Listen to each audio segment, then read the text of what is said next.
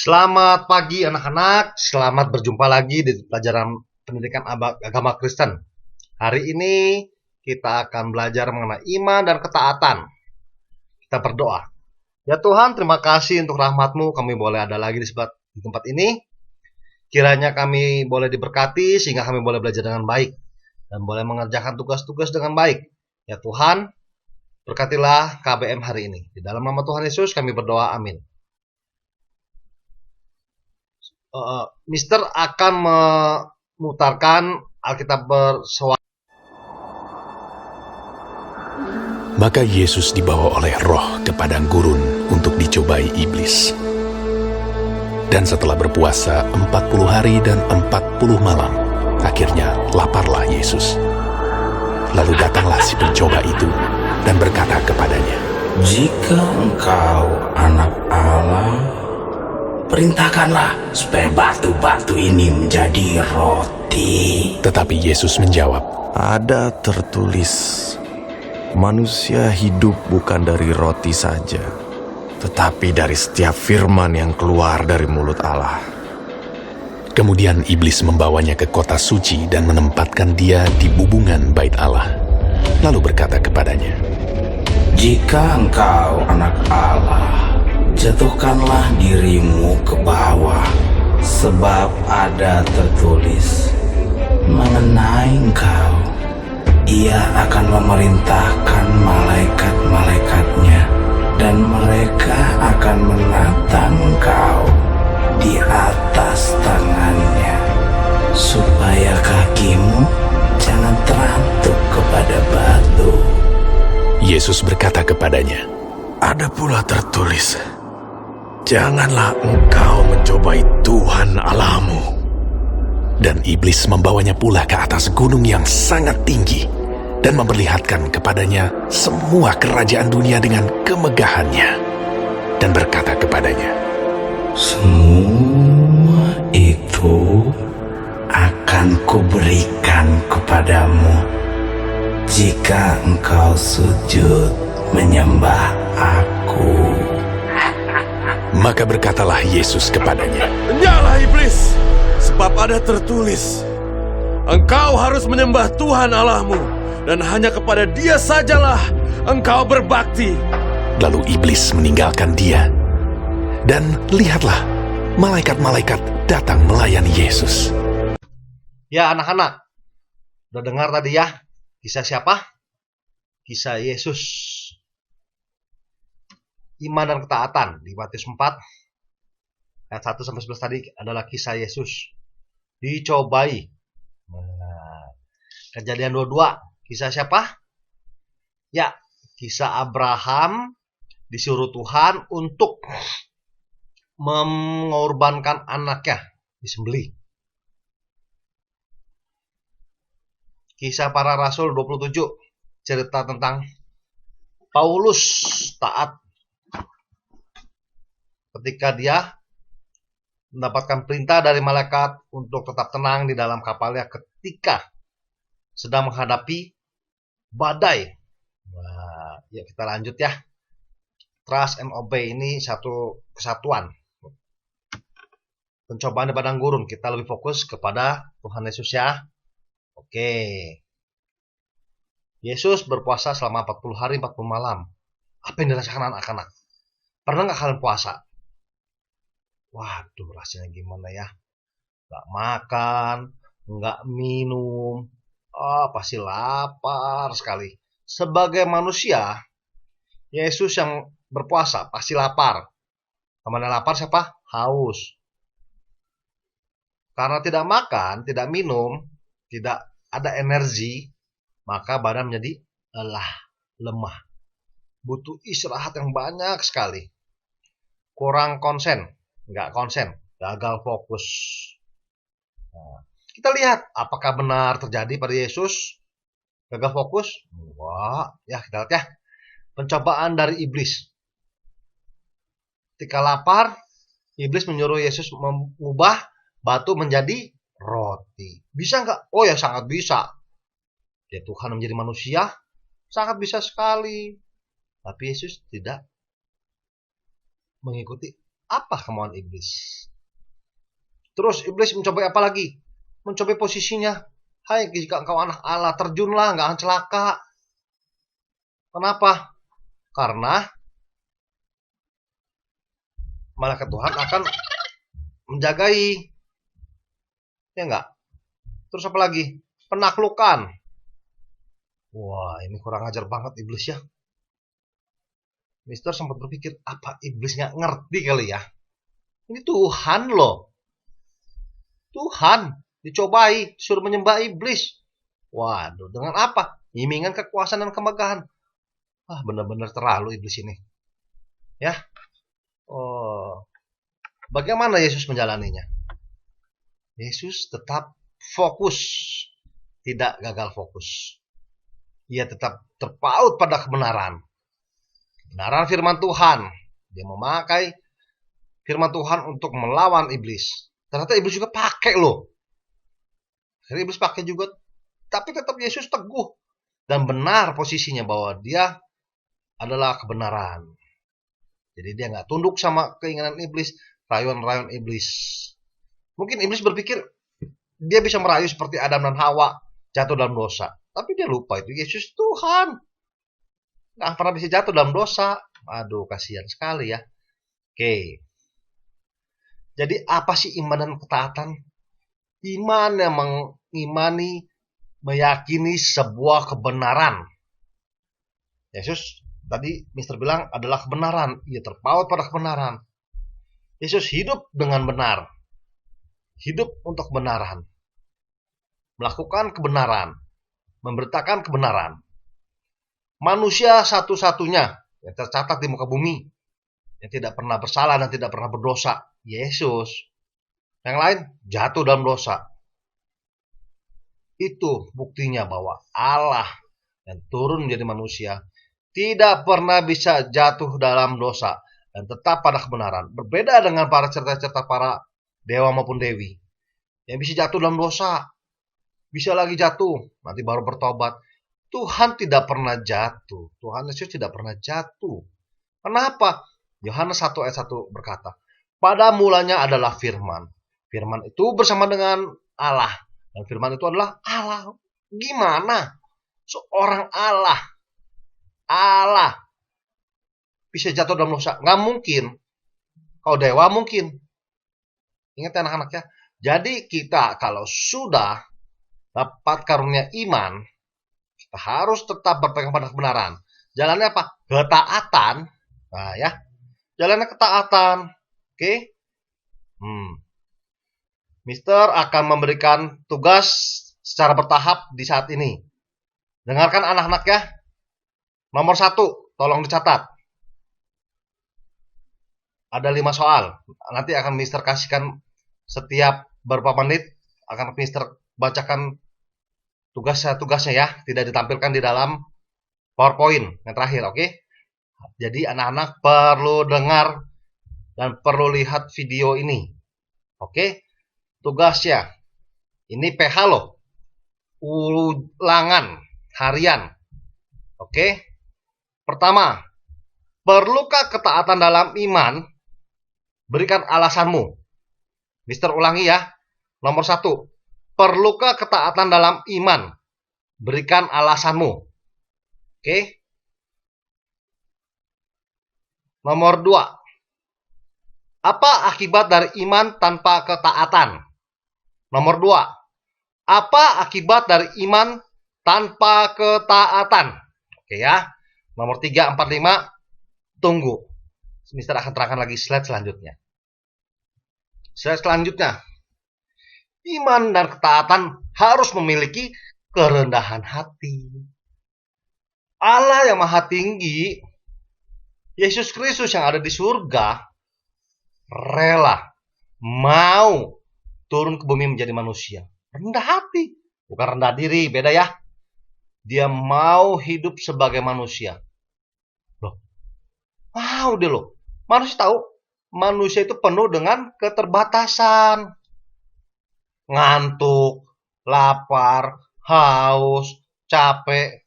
Tapi Yesus tidak pernah gagal fokus. Yesus tidak pernah berdosa. Oke? Paham ya? Nih, ayatnya. Filipi 2 ayat 5. Hendaklah kamu dalam hidupmu bersama menaruh pikiran perasaan yang terdapat juga dalam Kristus Yesus, yang walaupun dalam rupa Allah, tidak menganggap kesetaraan dengan Allah itu sebagai milik yang harus dipertahankan, melainkan telah mengosongkan dirinya sendiri dan mengambil rupa seorang hamba dan menjadi sama dengan manusia. Jadi di sini penulis kitab Filipi meminta kita yang sudah jadi anak Tuhan, percaya Tuhan Yesus, harus pikirannya, perasaannya juga seperti Yesus.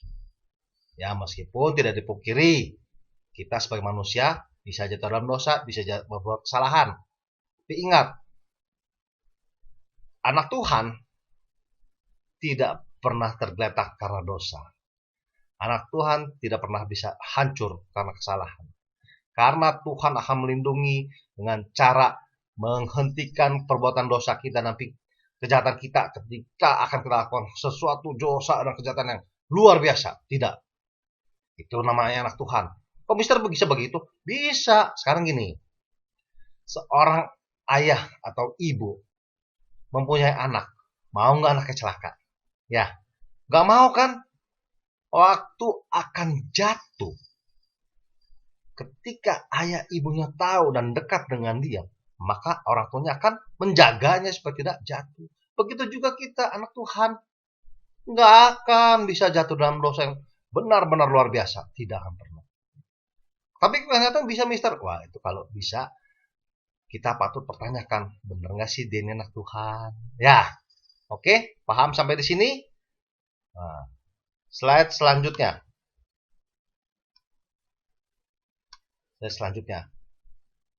Iman dan ketaatan itu sejalan dengan kehendak Bapa.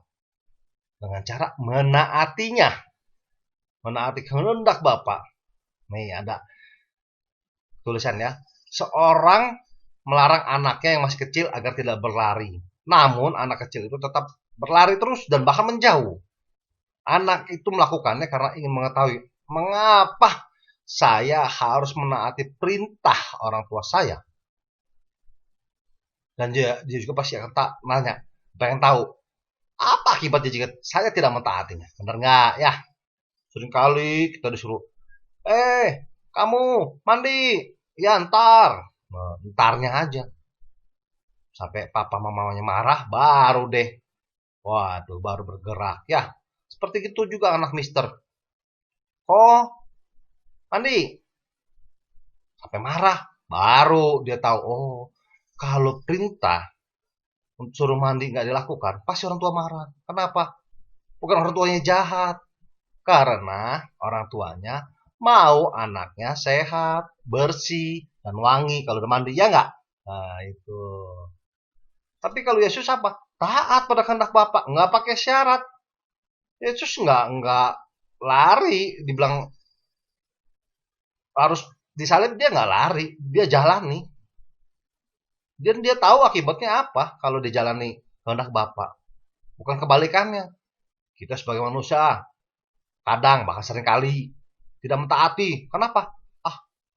Siapa tahu Tuhan nggak tahu. Jangan bilang Tuhan nggak tahu. Tuhan maha tahu. Hati-hatilah di dalam bertindak, di dalam berkata-kata. Paham anak-anak? Nah, kembali ke pertanyaan ketiga. Ingat, catat ya.